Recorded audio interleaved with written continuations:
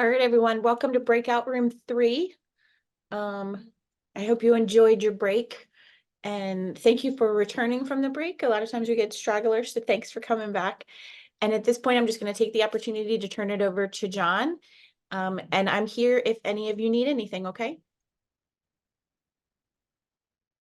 Well, hey, here I am. My name is John Cates. I have been doing this for a very, very long time. I will take a little bit of time, I guess, this is just I'm going to be really kind of just hanging out and all of this, but I always like to start things off with a joke or two. And I have to read them because I'm horrible at telling jokes. I'm still horrible. That bad thing about doing jokes when you're doing one of these, online things is everybody's muted, so you can't hear them laugh uproariously or go, "Ooh, that's stupid," or whatever. So here we go. A friend, this is about blonde men, by the way, not blonde women. A friend told the blonde man, "Christmas is on Friday this year." This is a Christmas joke. The blonde man then said, "Let's hope it's not the 13th. Okay, I know. I can see you smile. Two blonde men find 3 grenades and they decide to take them to a police station. One asks, "What if one explodes before we get there?" The other says, "We'll lie and say we only found 2. Okay, last one. A blonde man is in the bathroom and his wife shouts, "Did you find the shampoo?" He answers, "Yes, but I'm not sure what to do. It's for dry hair and I've just wet mine." Yeah, go ahead, shake your heads. That's fine. That's fine. That's fine. How to begin? Let me see if I can get off of this, if I can really pull this off here. Ah, it did. Just to jump over the objectives of the class real quick, we're going to create an understanding of the needs of young substance use disorder client and their alignment with the offerings of alternative peer group programs. And that's what this is going to be about, is alternative peer group programs, or APGs, you might hear me say. To create an appreciation of the benefits to both the client and the referring practice of using an APG, and to create a plan of action to bring online the benefits of an APG for your communities. It's my hope, by the way, that as we finish this, you will realize that actually there is a program design that's been around now for over 50 years that has massive success rates, and that I can tell you how it works, what it does, why it does it, and you'll have a chance to ask some questions, and maybe in your communities or your schools or your treatment organizations, you can duplicate this process and reach those kind of success rates. What can it bring to you? Whatever process you're coming from, more information in the clinical endeavors, creating higher accountability and continuity of care. When I say more information in clinical endeavors, I'm talking about, I know that there are in the audience, there's counselors, there are program directors, there are program organizers, there are therapists, there may well be peer counselors, all different points along the continuum of treatment. Well, hopefully what happens is, as you well know, the more information you have, the more you can, the better it is. And the accountability and continuity of care rises with that. Alternative peer groups are one of the things that can really, really jump that up. It extends your information, more eyes, ears with planning and feedback, extends your staff. So, because we all are just to the wall time-wise. More voices and implementation of treatment plan.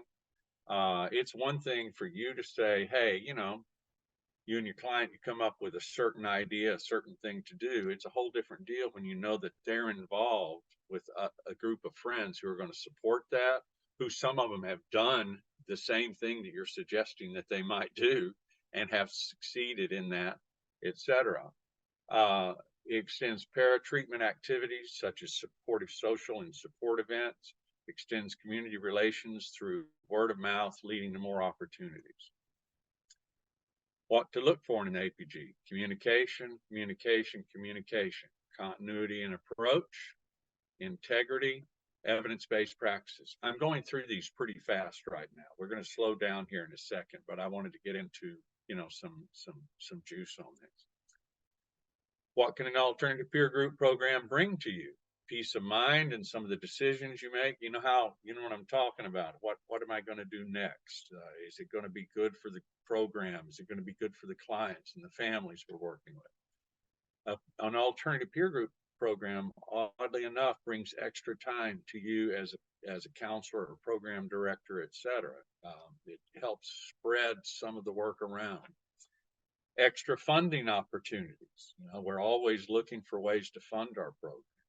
Well, if you have a program like this, not only do you have the ability to say we are in fact approaching massive amounts of this problem for our clients and massive number of clients per dollar, but you also have the clients themselves that are succeeding, who have options and opportunities to introduce you to funding elements. It's a community is what happens. And the community grows larger and larger and larger. More sources for new ideas and research, again, coming from that community, it just spreads out. The next one is my favorite. It's fun. I've got to tell y'all, if it ain't fun, I ain't doing it.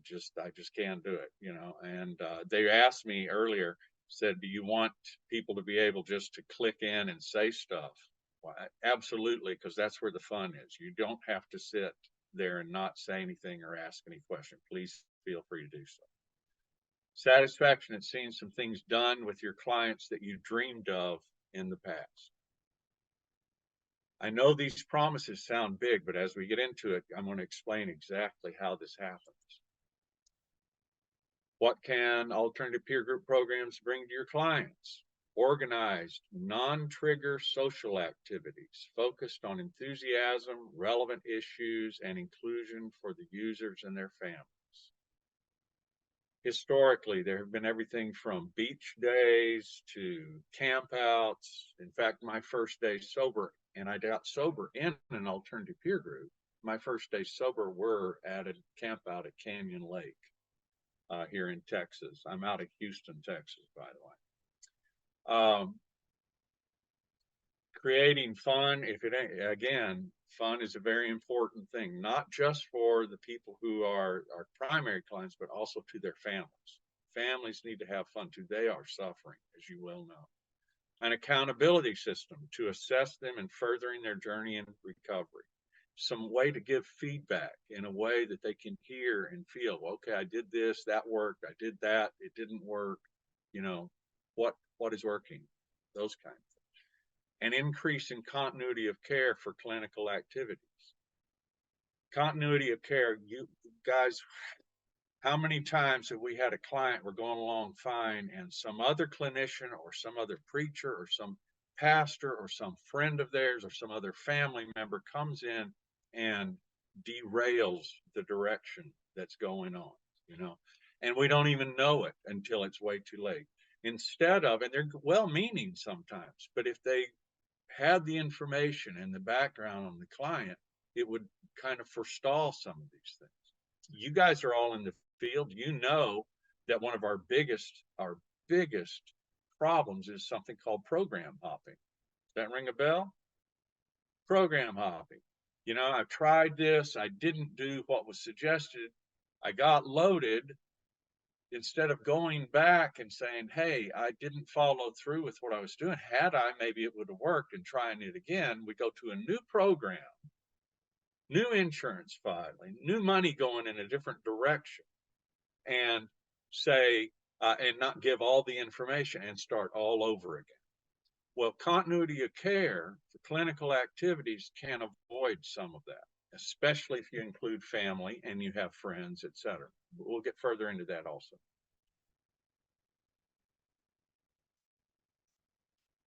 An alternative peer group program will provide you memories for a lifetime.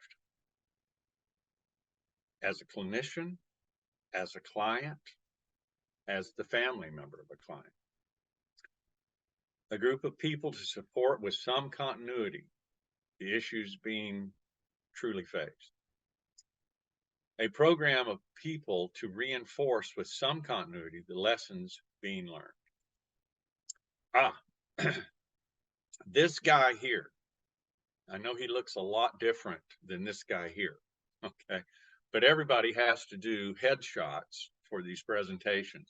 So I just don't like to do just the regular old headshot. So I reached into the past. This is the past headshot. This is a little bit past headshot, but pretty close to now. And this is my future headshot. So I just, I'm sorry I had to do that. All right. Before I get too far into this, and what are we really up against, and that's important when you're deciding to design a program, you have to really know what it is you're dealing with, and you got to be honest about it. To do that, before we do that, and give me some material to work with, I'm going to tell you a little bit of my story. I'm 72 years old, okay? I would love to tell you that my family was dysfunctional, they were all drunks, et cetera, et cetera. They were not. My family was like something out of a book. My dad was a hero in World War II. He was a kind, loving, gentle man, grace-filled man. My mother was his partner in all of that. She had a little bit of free-floating anxiety, which could cause her to get a little intense sometimes, but it was very, functional in the family. They were loving, giving, caring Christians. They went to church. I went to Sunday school growing up. I had extended family in Tyler, Texas, and southeast Missouri. No drinking. And I don't mean like they were adamant no drinking, but they very rarely, if ever, they just thought it wasn't good for it. The messages that I was given as a child was real simple. Son, you don't drink until you're 21, and even then you be really, really careful. We've seen it ruin some lives. That's a pretty positive message for a kid to get. I was, next things that we always talk about is first is family, and then we talk about, school. No, actually, I did fine in school. I was taught to do your homework and study for tests. And I did that. And my grades were pretty dang good. Maybe a work ethic. Maybe I was spoiled with those really nice people. No. At 8 years old, I started, mowing the yard and doing those things. By the time I was 10, I had other people's yard and I was earning a little extra income that way. I always had a work ethic, still have one. So it wasn't that. School, work, church, family. What was it? What happened? What happened? Because as you're going to find out, things change. Well, there was one other thing that was going on. And that was I was watching TV and movies, okay, pretty regularly. And y'all may not be old enough to know some of these names, but, John Wayne and Errol Flynn. Oh my gosh, Errol Flynn was the pirate. Captain Kidd, Captain Blood. Oh, y'all remember Errol Flynn? You may not. Errol Flynn was the guy who was hanging on the yard arm, and he was ha ha ha ha ha, and he was ready to go. Nothing bugged Errol Flynn. He could do it. Marilyn Monroe, Jane Mansfield, Jack Lemmon, Rock Hudson. Woo, cool people. Every one of them had a martini in their hand, or a hit of scotch, or something, some substance in their hand, and it was an element of their coolness. And that is what I saw on television and in the movies regularly. So I'm growing up and everything's going along pretty good. I play the guitar. If we were live, I would probably subject you to a song, but I'm not going to do that. But I play the guitar and started playing when I was real young. I got into band, played the saxophones and stuff like that. But by the time I was in the 7th grade, I was in a band, little garage band. Y'all know what I mean? But actually, we were pretty good. We were at J.C. Sturquill's house and we were having a practice, and his parents left, and he said, "Hey, you guys, my parents just left. Let's get in the liquor cabinet.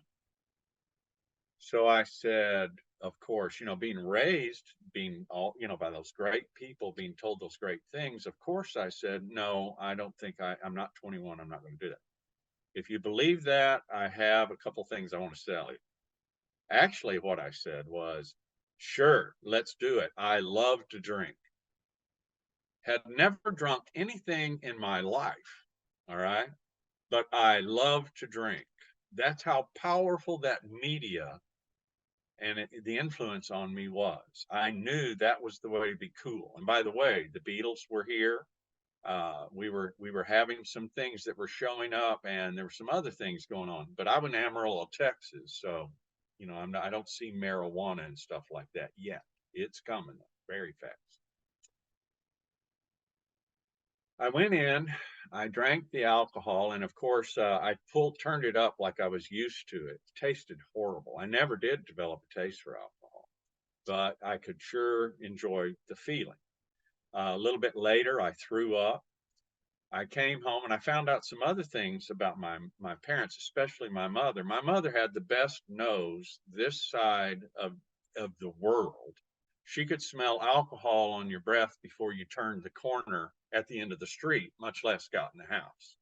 I also reaffirmed something about my mother. There was not a shy bone in her body.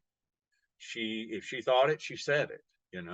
And so I walked in the door and she says, I smell alcohol. You've been drinking. And I mean, gets right down in my face. When they would do that, put their nose in your mouth and they're sniffing and stuff. Because, of course, I told the truth. No, I did not. I knew better. I went, I have no idea what you're talking. I have not been drinking. Okay. She says, I know I'm smelling. You have been drinking. Fred, that was my dad's name. Come over here and smell this kid's breath. I'm like, she's sticking her nose in my mouth. I'm sucking in, trying to sound like I'm breathing out, all of that kind of stuff. I think this is the first manipulative game and thing about my parents. I found out this is long before the development of substance use disorder. All right. This is in the beginning days, just using as the TV told me to do to be cool and dealing with family. All right. So families here, from day one, I just denied and denied and denied. And I found out something about my parents. They loved me and they were scared I was drinking and they didn't want it to be true. And my mother goes,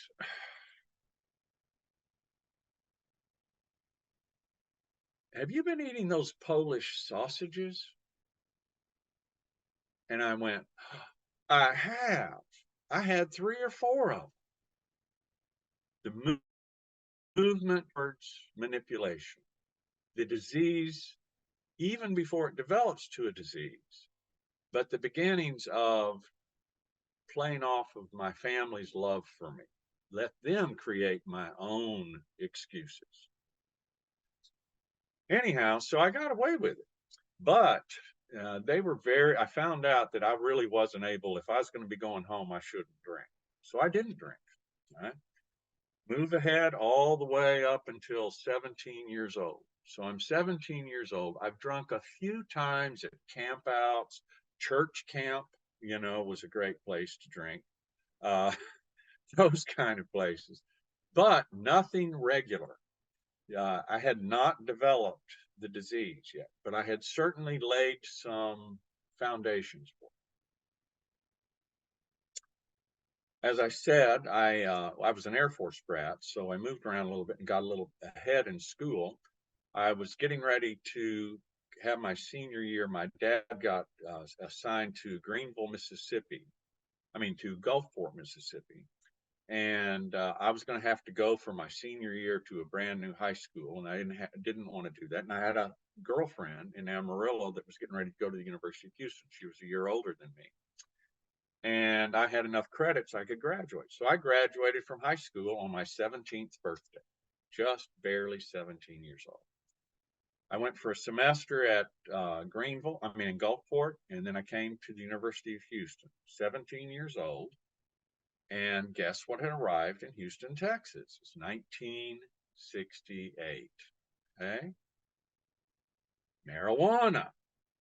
Marijuana. As I told you, I never liked alcohol very much because it made me sick to my stomach, just and hangovers and all that. But I smoked my first dope and I loved it. Remember my mother passing on a little free floating anxiety? Well, I have some. I have some of that. I still have some.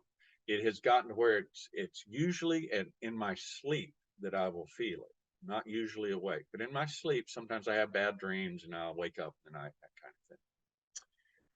But at that time, I had more. Also, being an Air Force brat, I lived in 11 different school districts in the last 10 years in school. I learned to be careful with people, but make friends. I learned how to do that, but there was some anxiety in the process. Anyway, I had a little free play. I smoked that joint. All of it went totally away. The alcohol never did that, but the THC, man, I thought that was the coolest thing I had ever felt in my life. I had no anxiety. Everything was just great. That was it. Music was great. I wasn't afraid of anybody. I didn't have any. It was just, I didn't even know that you could feel that way. I had no idea until I felt it. So, of course, I loved it. And I was being told by all of the people in the know that it won't hurt you. I mean, it's a plant. Come on, it's natural. This thing that's going on with it being illegal, that's just, the man trying to press us and everything.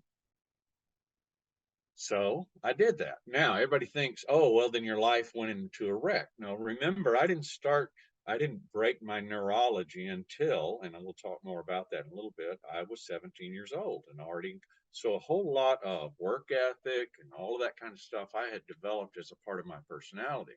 I didn't quit college. In fact, I graduated from college in 3 years while I worked full time. Guess what I graduated as while I'm smoking dope and progressing further? I found out that if I was really feeling bad, I could take some speed and it'd get me through my classes, help me study for finals. And I could, because I started teaching as a teacher aide even before I got out of college, it would help me get through the day. And then if I couldn't sleep at night, well, I could take another pill. We had Molly's we had yellow jackets and other, reds and stuff like that back then. I could take those, get some sleep, wake up the next morning, do some speed, smoke some dope to, take the buzz off. I graduated from college in 3 years. Was teaching school with HISD while I was doing this. And also I was shooting some heroin by this time also. I married my high school sweetheart. Okay. She was really intelligent. I was just hardworking. She was really, really smart and got a degree in math and ended up working, with a big investment firm downtown. We started doing, it was the summer of love was around that time. We started doing all the weird things that people who get high do. The marriage was just gross, gross stuff. No good anything in it from either one of us. And I'm teaching school with HISD, and it just got too weird. So I moved out. I moved in, and also, by the way, I also start graduate school, and I'm going to be a dope shooting principal. Is where I'm headed.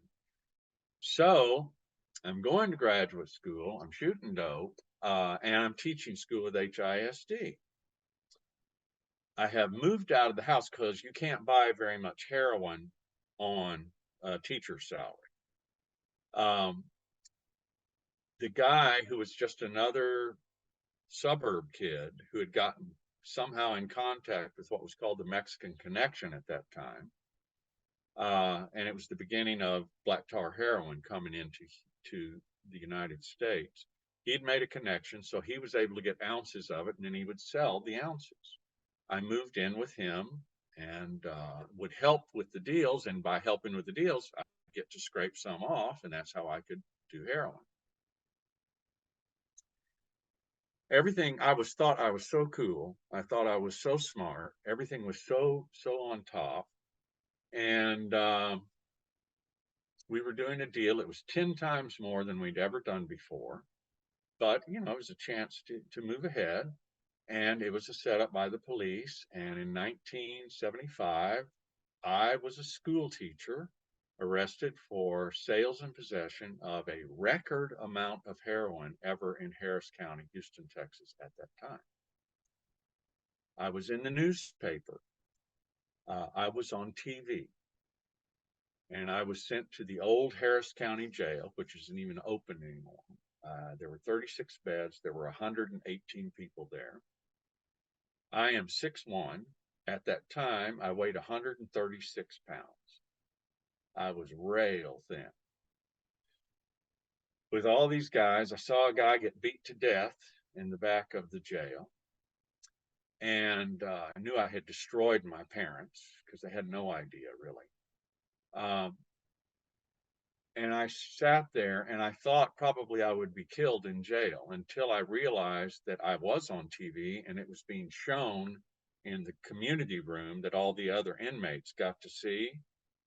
They thought I was some big time dope dealer instead of just a horse, you know. So they left me alone.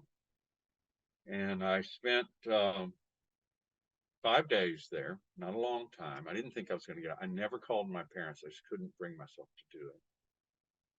They brought in a guy. There's a whole bunch of things that happened, and I got to see a little bit of what I thought might be my future. And being raised in the church, I did some praying and prayed that, you know, that God would help me somehow. There was a miracle that happened right then. The co-defendant in the case, the guy who was actually doing the dealing, had quite a bit of money. He was able to get he and I both out on bond. Now, you would think, given that, and the fact that I'd approached God, that I would immediately be in recovery.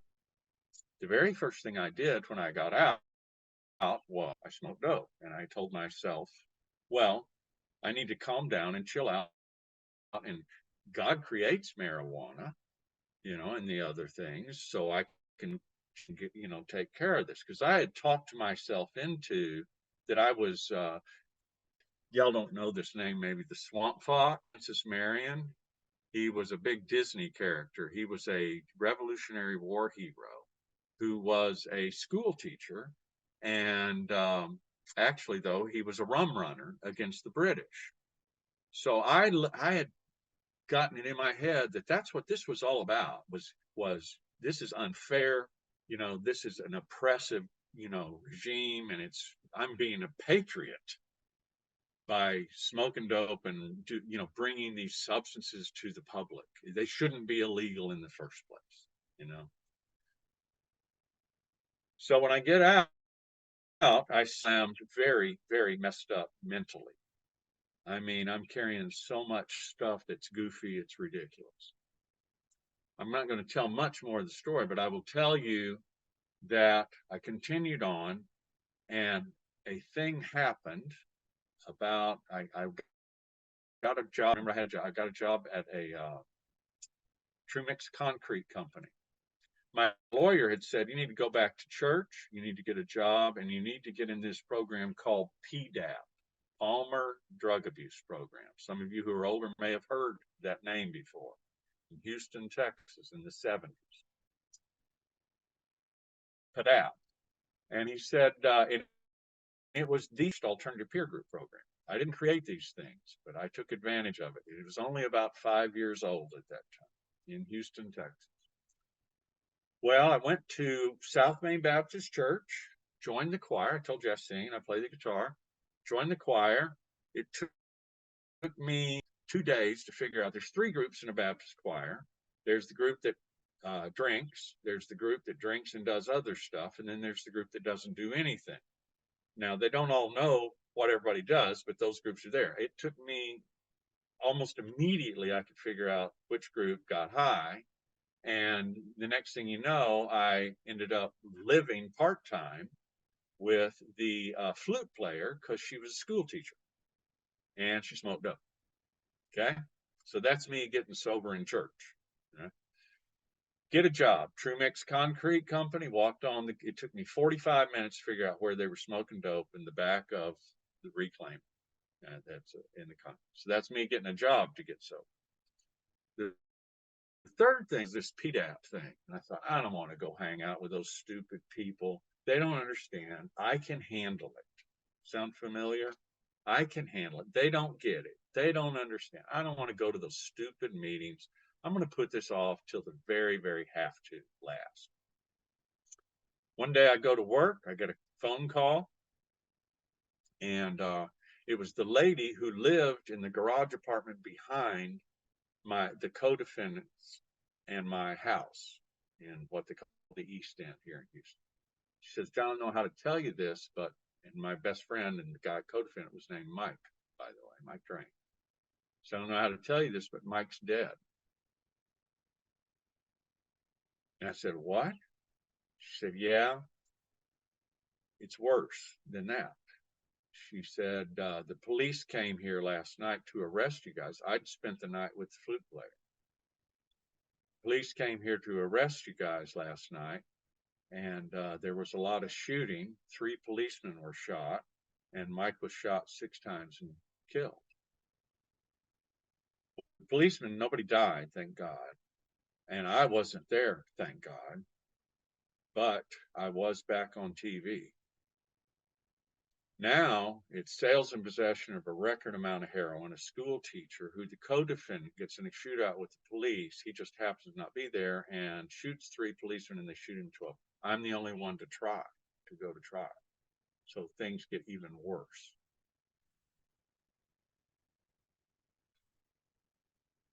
So I decided I better go to that stupid program, because I'm so wise. So I go to the stupid program. I go in and lie to the counselor and act like I'm doing it. I said, look, this is all going on and da da da. He says, actually, I know who you are. You've been on TV several times. Okay. He had 2 years sober, by the way. During those days, 2 years sober, you were God, right? If you were a young person, and he was like 25 years old. He said, I hear you. He said, and maybe we can help you. He said, but you're going to have to come to the meetings. Notice the leverage. The leverage of the law is putting me in a position, and instead of him ripping me off and saying, you're a lying dog, I know you're getting loaded, because I just put my joint out in the ashtray in the truck out in the parking lot and walked in. I smelled like dope. Instead of him ripping me off, he said, I hear you. We can help, but you'll have to come to the meetings. It was actually an intervention, but a soft intervention of reality. There was some I went, okay, yeah, I'll come to those meetings. Went outside, lit my joint, gave myself a high five, and thought I had pulled it off. But I still had to go to those meetings. Well, in those meetings were a bunch of young people like me. They were funny, they were cool, they liked rock and roll. The girls were cute, only they looked different. But I still thought, they just can't handle it. I can handle it. So for 4 months, I get high on the side while I go to the meetings and still working. Remember, I'm one of those guys who can go to work loaded. And I think I've got them wigged. A camp out comes up, 3-day camp out. And the weird thing was, though, sitting in those stupid meetings, some of the stuff made sense. It started to stick with me a little bit, not a lot, but a little bit. So I thought, there's a camp out coming up. The girls were cute. I wanted to go to the camp out at Canyon Lake. It's a 3-day camp out. Get my guitar and I head off to the camp out. Spend 3 days. I can't smoke dope out there. They didn't have vapes and all that stuff back then. Can't smoke dope. They'd smell it, and it was too hard to eat it and all that. So I stayed sober those 3 days. I came back And I went, I feel better. And I remembered them talking about they felt better in the meetings.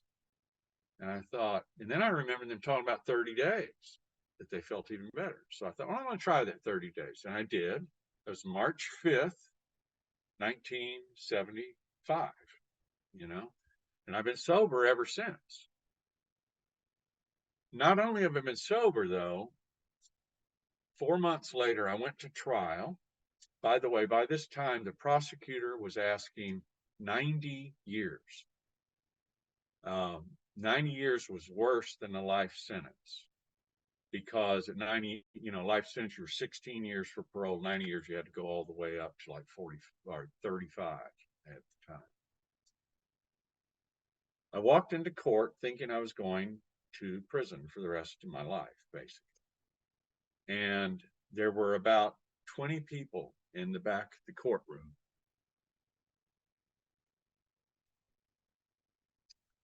Told this 10,000 times. I don't know why. It's still. They were people from the program, from the alternative peer group program, first alternative peer group program. And they were friends and people I'd gotten to know.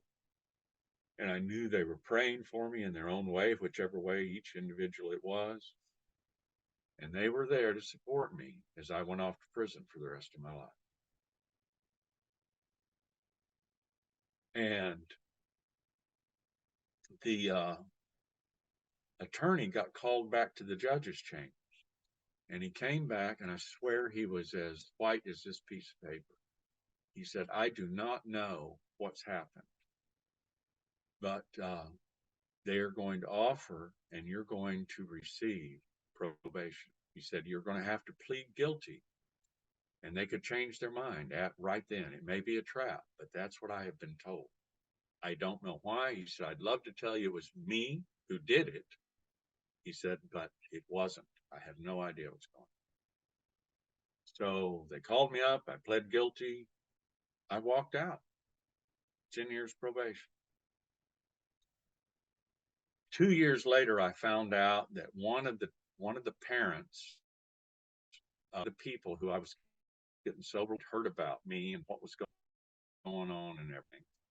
And he had a huge amount of power in the court system and had arranged that. But it was 2 years before I learned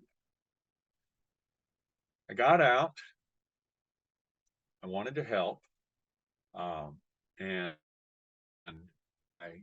there were a whole bunch of people who had gotten kicked out of school. In the 70s, there were no recovery high schools. There were no alternative schools. There was nothing. And if you got caught getting high, the numbers were so low that they just kicked you out. They weren't worried about they having to kick out so many people that wrecked their tax, roll. So there were all these people wandering around out of high school. And I was a teacher, and I knew curriculum and instruction. I knew how to organize.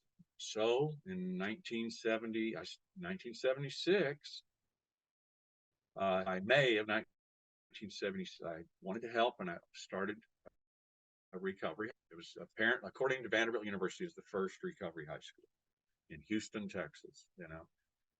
Started off with 30 students, and then it grew from there. The guys asked me if I would like to learn to be a counselor. They hired a teacher in the school to pick people with PADAP. I ended up opening a program outside of Houston, and then I was the CEO for Palmer Drug Abuse Program in Houston, Texas. Now, I want you to imagine something.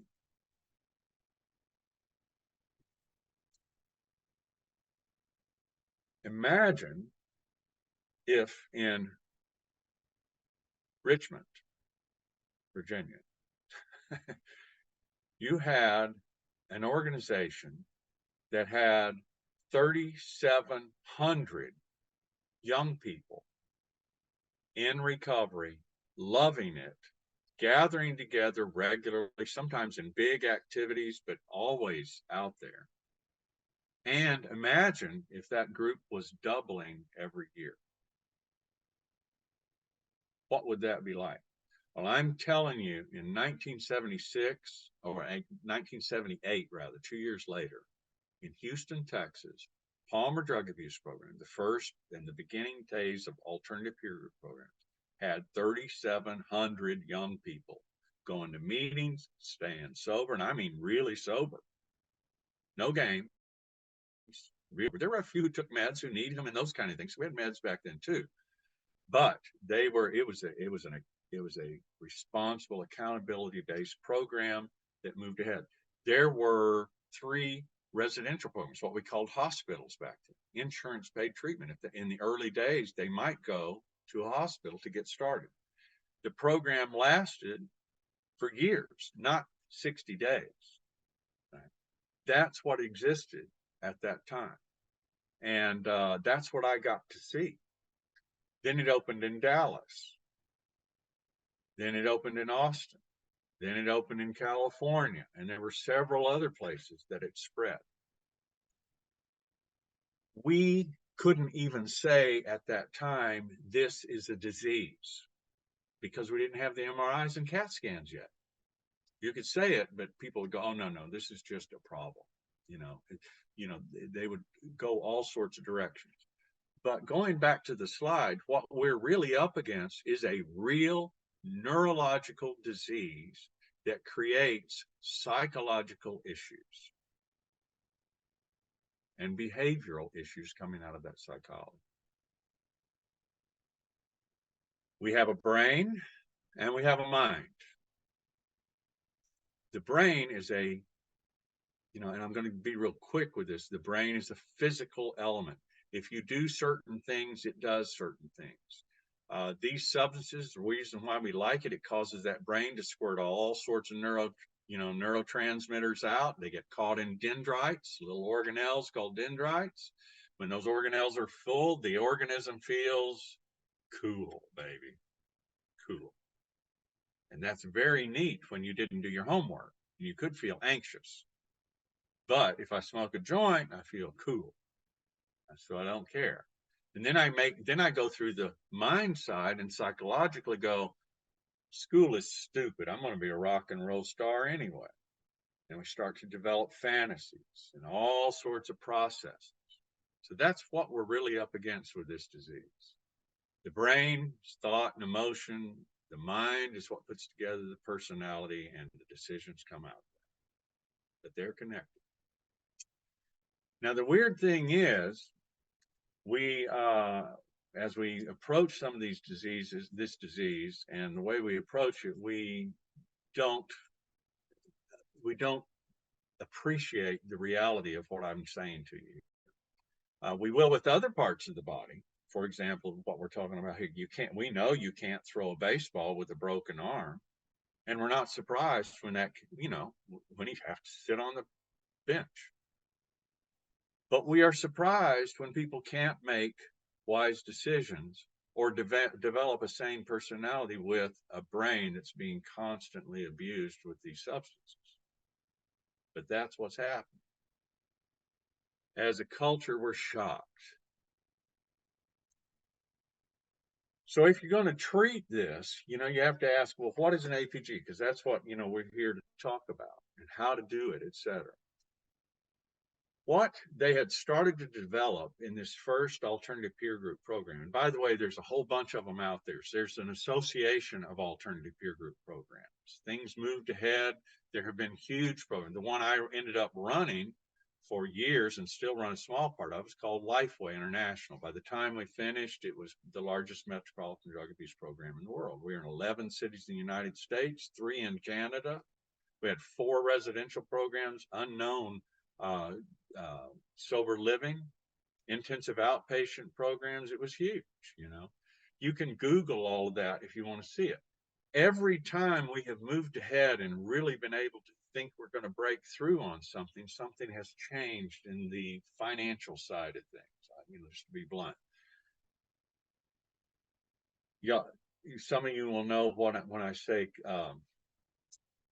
managed care.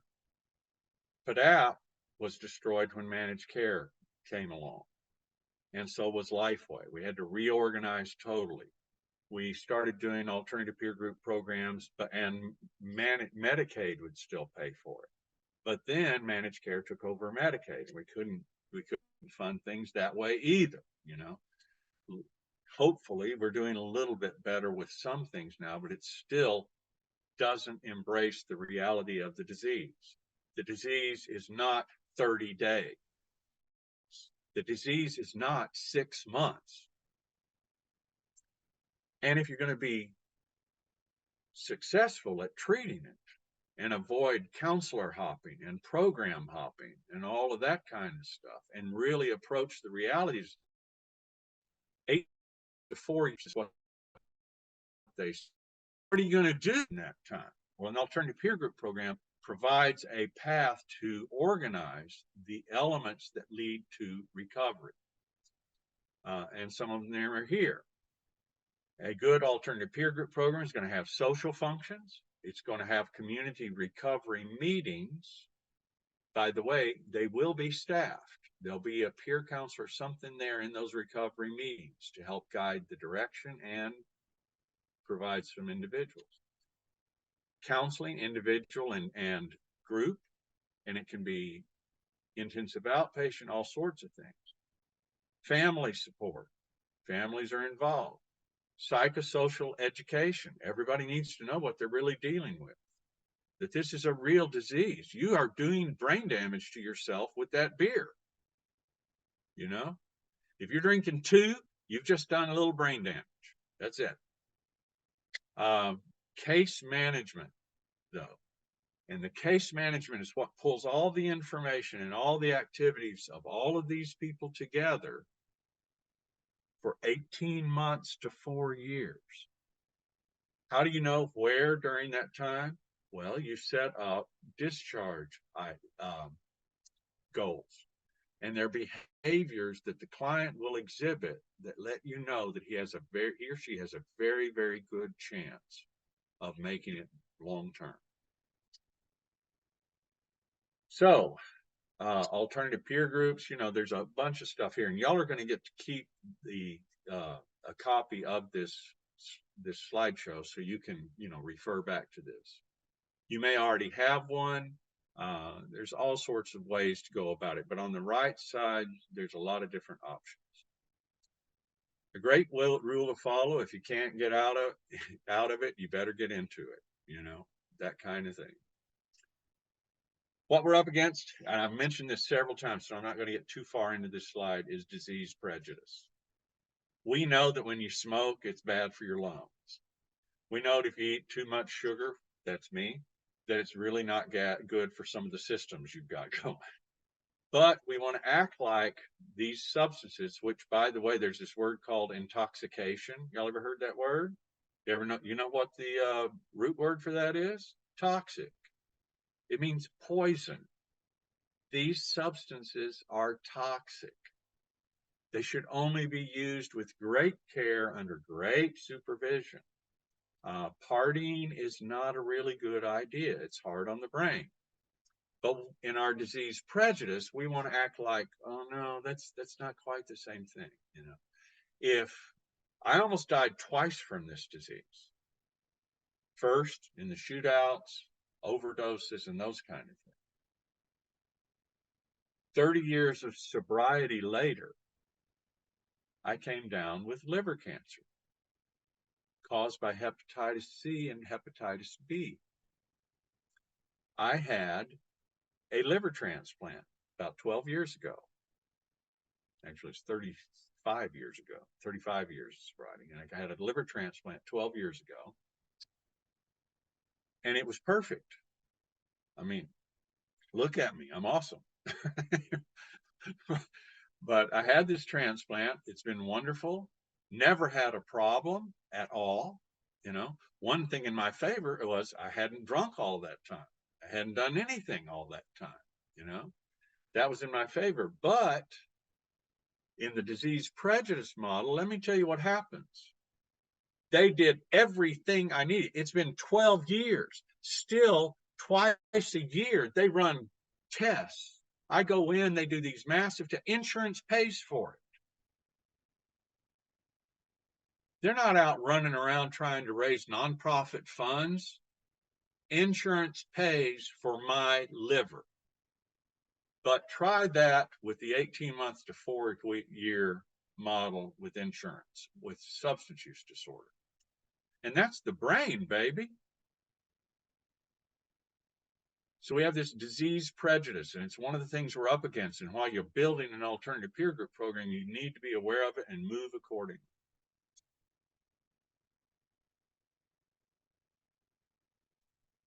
Neurological realities, the things we already talked about, and they affect willingness versus ability, both. It's a biobehavioral circle, and again, that's part of what we're up against. You change the way the biology works, it changes the thinking and the development of the personality. You've all heard substance use disorder is a progressive disease. That's because as the brain gets more broken, the psychology develops more aberrant. Here's one for the group we're talking about. By the way, we do these alternative peer group programs for adults too. Use creates feelings of euphoria. I think I'll smoke a joint. School sucks. You're right, man. Then you got the friends all saying, you're right, man. School sucks. So you develop this attitude. If you're going to do an intervention, and this is what alternative peer groups are great at, intervening on the disease, it's got to come from behaviors which address the neurology. If you don't address the neurology, the psychology is going to continue to develop. Peers who challenge in a hearable language.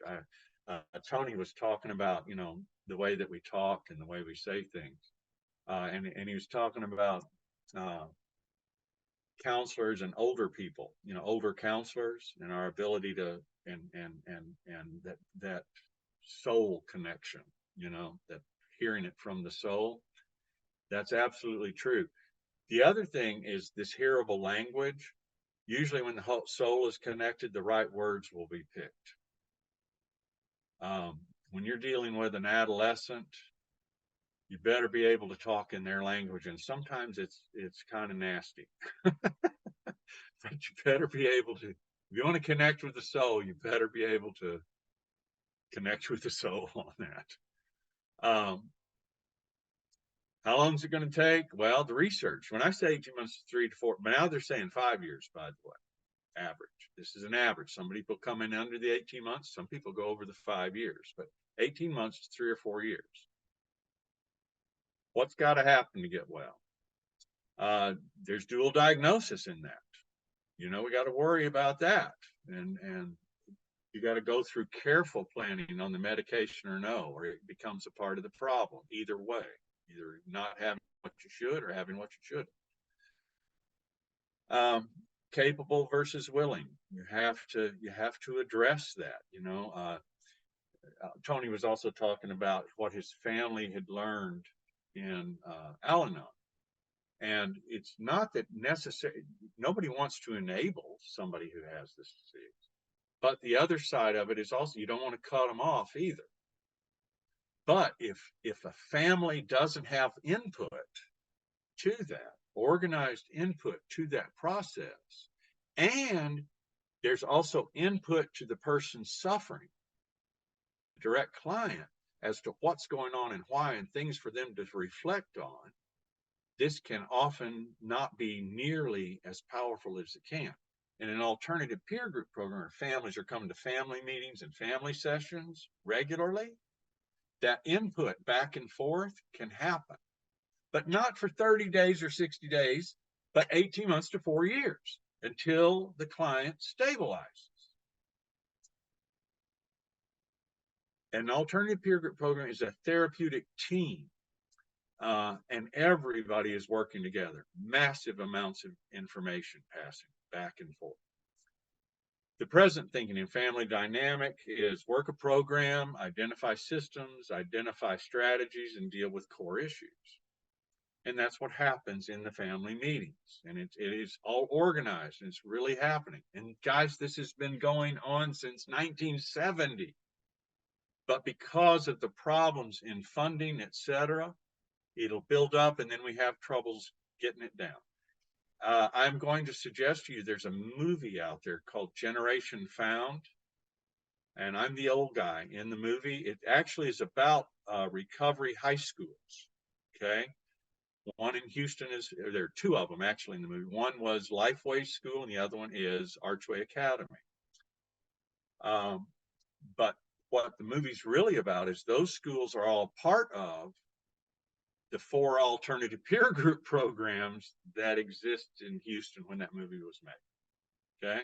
The APGs are absolutely essential to the success of all these, of the alternative, of the recovery high school. Significant others group, that's family. You have education that goes down, support, client accountability, including the family. You know, what did you really do? Oh, are you drinking? You know, let me give you a little anecdote. For the first 7 years of the first alternative peer group program, they worked with adolescents and young adults. By about 7 years, a new group arose. It was called the Others, the Over the Hillers. They were over 25 years old. They were the family and older siblings that their disease rose to the top in the process of the family groups, and they were found they had the disease also, and they started meeting in their own alternative groups. When I said Lifeway still exists, Lifeway only does adults right now, but the association and all of the different alternative peer group programs around the country do work with adolescents and young adults.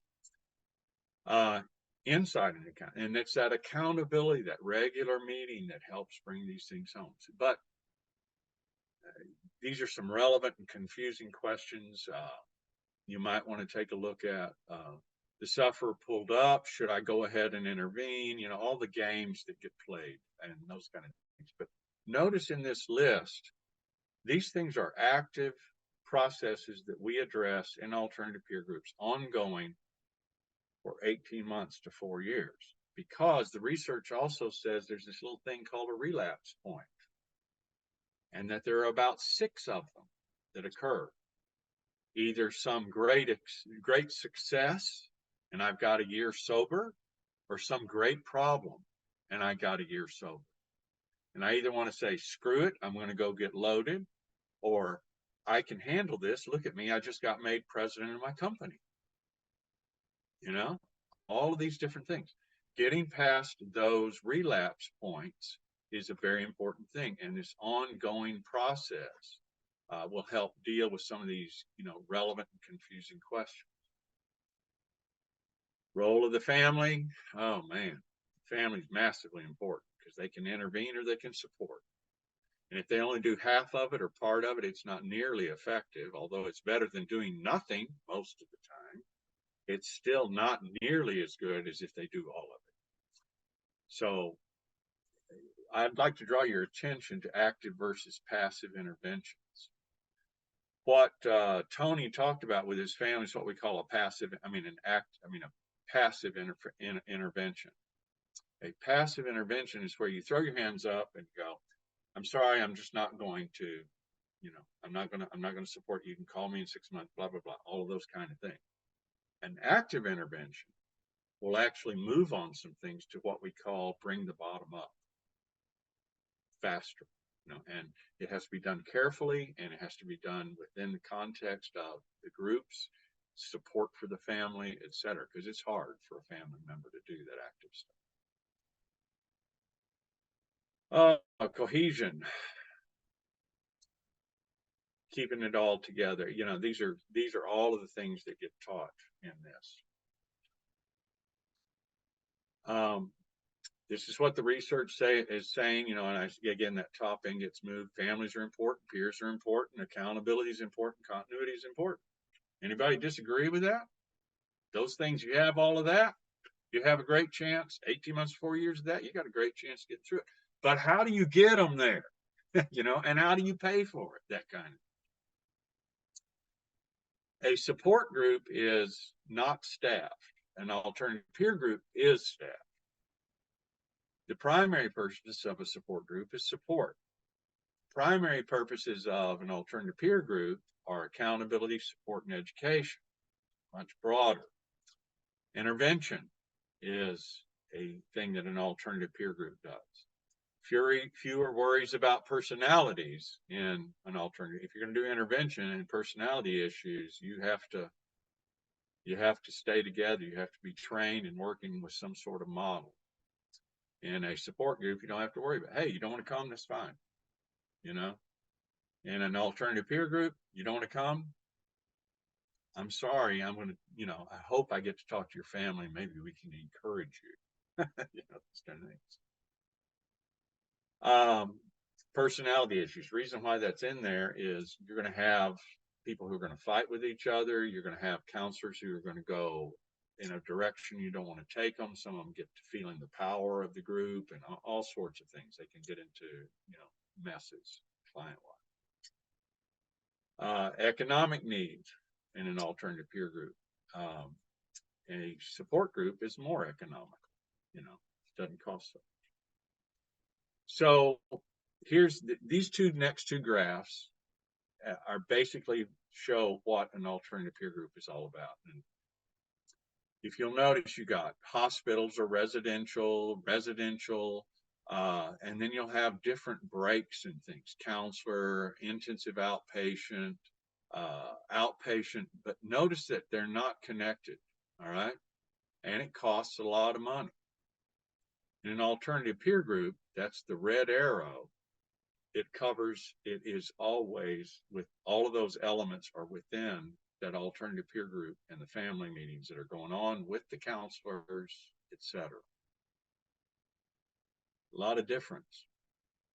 And the difference makes a lot of opportunity for counselor hopping and falling off and falling out.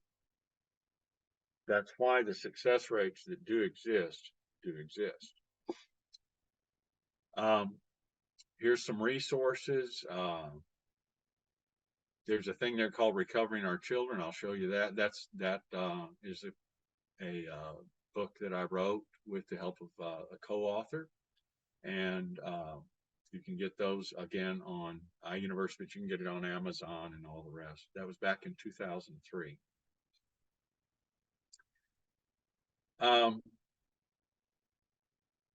That kind of gets us down to questions, you know, and things like that. Does anybody have any questions? Yes. We're not doing the chat or just doing, okay. So this is a great approach. And is this offered in the state of Virginia? Do you know? Because I've never heard of this. I do not think there's an alternative peer group program in the state of Virginia, which is sad because I love Virginia, by the way. I've been there several. I love Virginia. Virginia's cool. But there's a thing called the Association of Alternative Peer Groups, the AAPG. You can Google it and they will help you get it going. It can be plugged into recovery high schools. And like I said, there's a group that are looking at Virginia to start a recovery high school, and they want to do a boarding school, which is very interesting. That's good. But they know that they want to plug it into the alternative peer group program that's in the community. See, when you look at all this stuff, I mean, I just dumped a huge program on you. I mean, a lot of stuff. We're talking about hospitals, residential, detox, IOP, SOP, you know, and I'm talking about fun stuff. Every weekend there's a fun activity.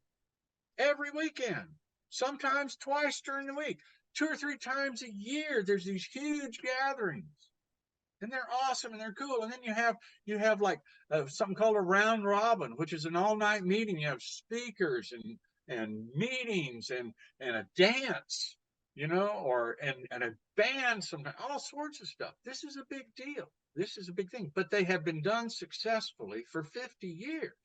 And Baylor College of Medicine says when somebody runs through this, they've got an 85% success rate. 85, that sounds insane. I don't even like to say it because it sounds like, what? Scott Basinger is the doctor who did that.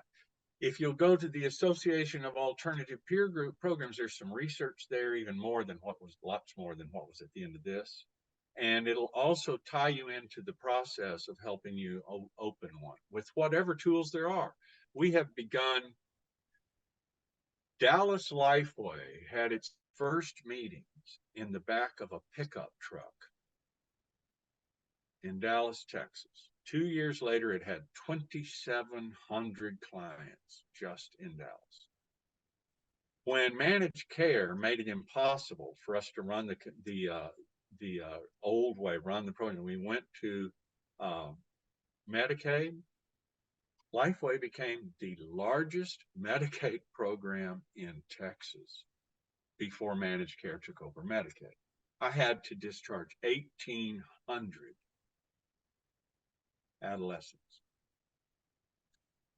One of the saddest days of my life when managed care decided to take over Medicaid. Other questions? Who funds it now? Is it back to the Well, managed care? in different places, it's different groups. Sometimes Okay. they're like in the present president of the association is out of New Hampshire, and she is part of a government. There's government program, government funding. Okay. The program, it's different all over the place. Some of Okay. them open here, some don't. That's one of the things that they'll help you do is find out. What you do is you move towards the funding that's available. And then you know, some of them are profit making, by the way, some of them are nonprofit. Some of them have both. Lifeway, when it was at its largest, had a profit making element, but it also had a nonprofit element to cover those things. Now, if you go nonprofit, you cannot be on the board. You are, you cannot be. You are working for them, and the board cannot have any financial information any financial tie at all. But it is possible for nonprofit organization to supply things for people who can't, who are involved in the profit. That's actually what happens most of the time in most medical situations. So it has it's a case management component. It is a 3 to 18 month to 4 year program. Why isn't it covered by insurance?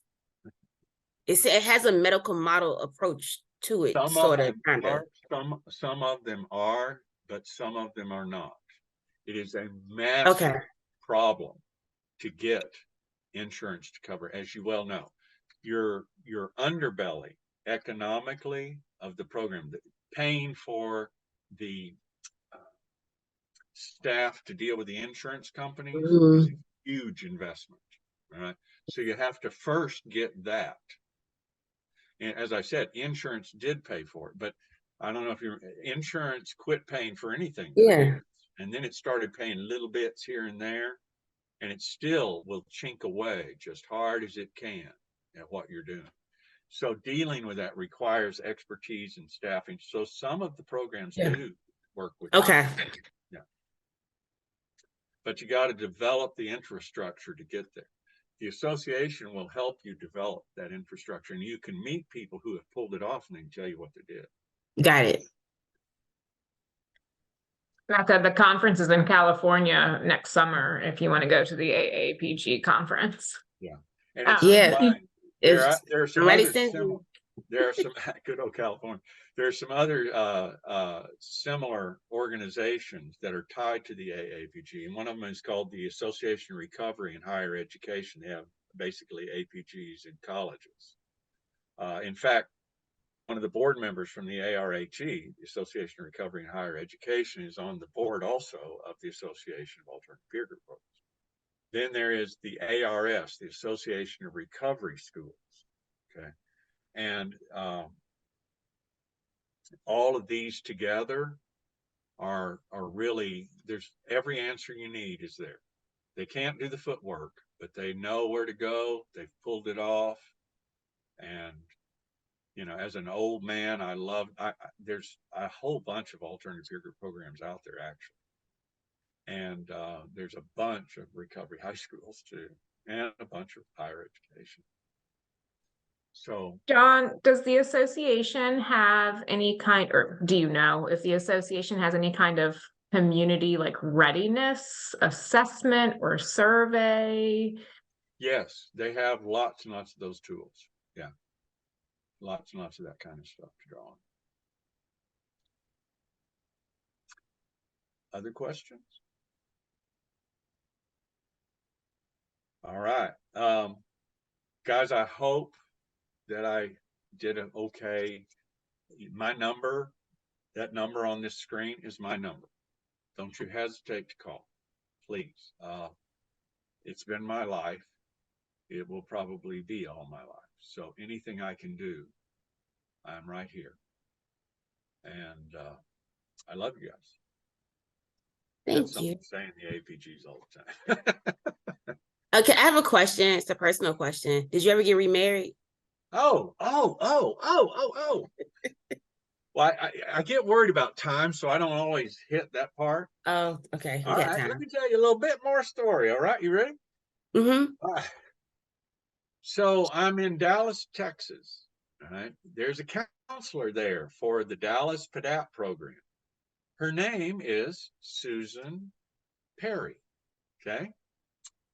Well, Susan Perry, at 15 years old, years before that, had been expelled from the entire Richardson Independent School District, never to return no matter what any doctor or psychiatrist said. Okay. And they meant it. She had gone to PDAP in Dallas. She went to a program before that changed into PDAP. And she got sober. And by the time I gotten up there, she was a counselor working there. And she was, in her 20s. Well, she was beautiful. And I had been taught how to date. I no longer just flopped around and whatever feel good, I'd been taught how to date. I'd been taught I had a perfect girl list. I really had one. She matched it. And we got married. Okay. We have been married. This morning, she was talking to me about this session as she was getting ready. But let me tell you a little bit more about her. She, as I said, was expelled from the entire Richardson Independent School District, never to return no matter what any doctor or psychiatrist said. And I saw the paper that said that. And they meant it. Even after she got sober, had years sober, and was working for PDAP, because you could become a counselor back then at 17. So at 17, she became a counselor. Had 2 years sober. They still wouldn't let her come in. She had to go to night school to finish her high school diploma. After we got married, she started going to some night school university courses and continued and got scholar. My wife is no longer Mrs. Cates. She is Dr. Cates. Wow. My wife is the assistant chair of biochemistry at Rice University and also has 47 years sober. And she has 2 cool kids who did not develop the disease. One of those kids has 2 little granddaughters. Oh. One is 2 years old and one is 3 months old. And last Sunday, we spent at the Celebration of Lights at baseball field here with the 2-year-old and the 3-month-old being pushed around. But the 2-year-old was, woo, she was blown. So Good stuff. who'd have thought it? It's a long way from carrying a gun. I mean, I was insane, guys. I made people lay down in the street and held guns to their head. I would have shot them. Now I can't even tell my story without breaking into tears. What a week. Yeah. That sanity, Just graced. That's me, just a graced guy. Thank you. I love you guys. Y'all have a good Bye. day. And John, before we break, Mecca kind of leads back to your question of, do these exist in Virginia? It is why DBHDS was so interested in having John come and speak today, because the value of these peer groups, the value of having those connections and we really kind of got into the conversation of recovery capital and where are these young people's social recovery capital when that piece is so lacking. What, talk about success rates, right? Like, what is the success rate when you don't have that social capital that's going to support your recovery? And I think, John, you're such a testament to what that can look like when that social capital's there. And it took a weekend of camping, right? Like, already 4 months. Already 4 months. I'd sat there and lied with all these people who were my friends, who loved me and cared about me anyway. They knew I was lying. They just, hadn't been able to solidly catch me or anything, so that I had to. And I wrote down. Tony said in his 6 things, the friends you have. What happened?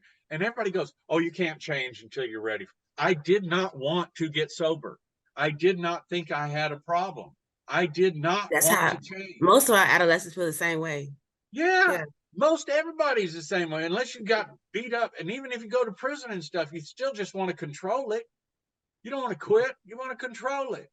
That's what I did when I came. It didn't make any difference. This model blazes a trail through that. Because love will touch places that are untouchable. And they loved me when I was a total jerk. That's what the alternative peer group, that's why we say I love y'all. So I'm going to say it again. I love you guys. Y'all have a good day, okay? Just